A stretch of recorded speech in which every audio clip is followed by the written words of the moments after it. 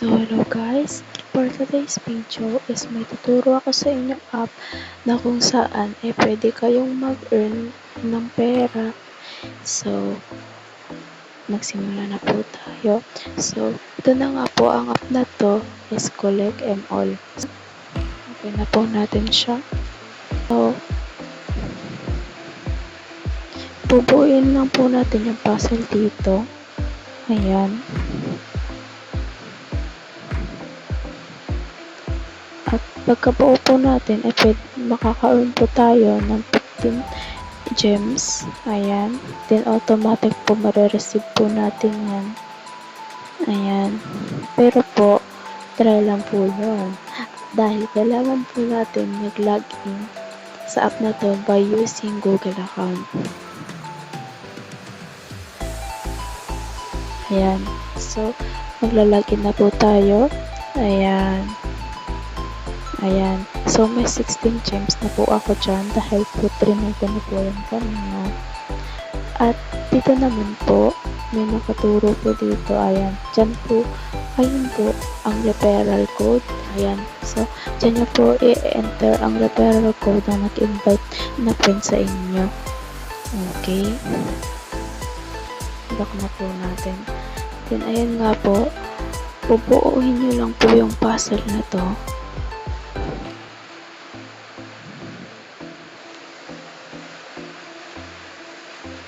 Ayan.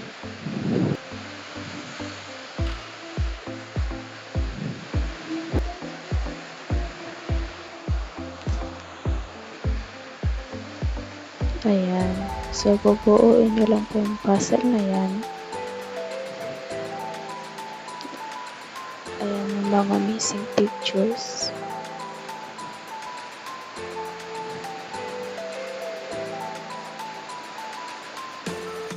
Ayan.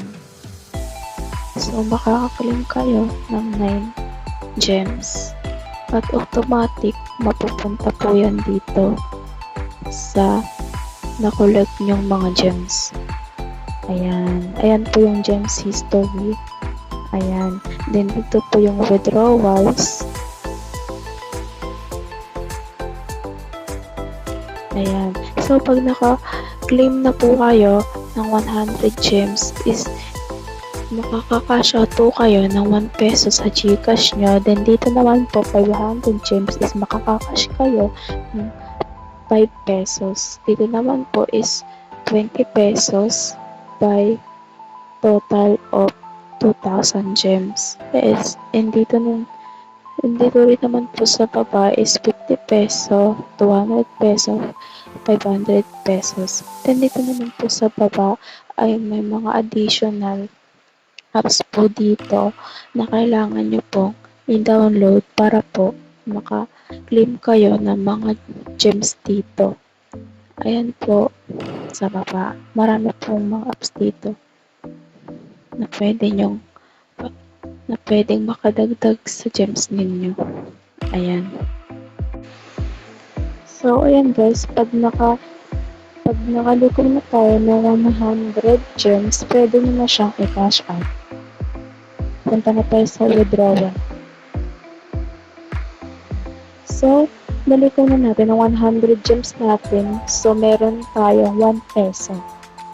At pwede na natin siyang i-cash out by GCash. So, ayan. I-fill up nyo lang dyan na ang GCash account ninyo.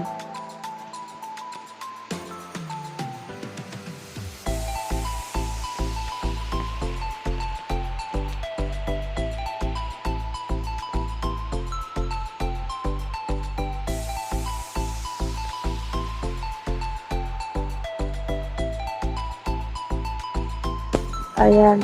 Then, sisave na natin siya. Ayan.